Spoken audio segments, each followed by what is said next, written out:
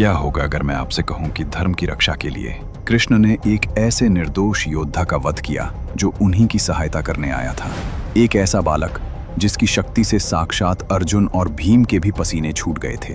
क्या कृष्ण सच में न्याय कर रहे थे या फिर वे उस शक्ति से डर गए थे जिसे वे नियंत्रित नहीं कर सकते थे? आज आप देखेंगे महाभारत का वो सबसे काला अध्याय जहां भगवान ने खुद को गलत साबित होने दिया ताकि उनका पासा न पलट जाए। तैयार हो जाइए, क्योंकि आज हम बर्बरीक के उस बलिदान की बात करेंगे जिसे इतिहास छल कहता है। कुरुक्षेत्र का मैदान सज चुका था।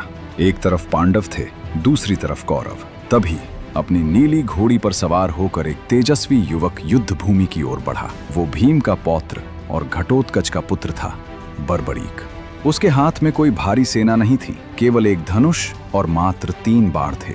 जब कृष्ण ने उससे पूछा, बालक, इन 3 बाणों से तुम क्या करोगे? बर्बरीक ने बड़े आत्मविश्वास से उत्तर दिया, प्रभु, मेरा एक ही बाण पूरी शत्रु सेना को समाप्त करने के लिए पर्याप्त है। यदि मैंने तीनों का प्रयोग किया तो ब्रह्मांड का अंत हो जाएगा। कृष्ण मुस्कुराए, लेकिन उस मुस्कुराहट के पीछे एक गहरी चिंता छिपी थी। कृष्ण ने बर्बरीक की शक्ति को परखने के लिए एक चुनौती दी। उन्होंने कहा, यदि तुम इतने ही शक्तिशाली हो तो इस पीपल के पेड़ के हर पत्ते को एक ही बाण से छेद कर दिखाओ। बर्बरीक ने आंखें मूंदी और अपना बाण चलाया। बाण बिजली की गति से घूमा और पेड़ के हर एक पत्ते में छेद कर दिया। लेकिन कृष्ण ने चालाकी से एक पत्ता अपने पैर के नीचे दबा लिया था। वो बाण सीधे कृष्ण के पैर के पास आकर रुक गया और घूमने लगा। बर्बरीक बोला, प्रभु, अपना पैर हटा लीजिए, वरना यह आपके पैर को भी छेद देगा। कृष्ण दंग रह गए। उन्हें समझ आ गया कि ये बालक युद्ध का परिणाम मात्र एक पल में बदल सकता है। अब शुरू होता है कृष्ण का वो खेल जिसे आज भी कई लोग अधर्म कहते हैं। कृष्ण ने पूछा, बर्बरीक, तुम किसकी ओर से लड़ोगे? बर्बरीक ने अपना सिद्धांत बताया, मैंने अपनी मां को वचन दिया है कि मैं हमेशा हारने वाले का साथ दूंगा। कृष्ण का माथा ठनका। उन्होंने गणित लगाया, अगर बर्बरीक पांडवों की ओर से लड़ेगा तो कौरव हारने लगेंगे। जैसे ही कौरव हारेंगे, बर्बरीक अपनी प्रतिज्ञा के अनुसार कौरवों की तरफ चला जाएगा, और जैसे ही वो कौरवों की तरफ जाएगा, पांडव हारने लगेंगे।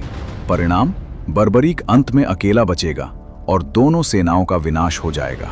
कृष्ण ने तय कर लिया, इस बालक को युद्ध के मैदान तक पहुंचने से पहले ही रोकना होगा।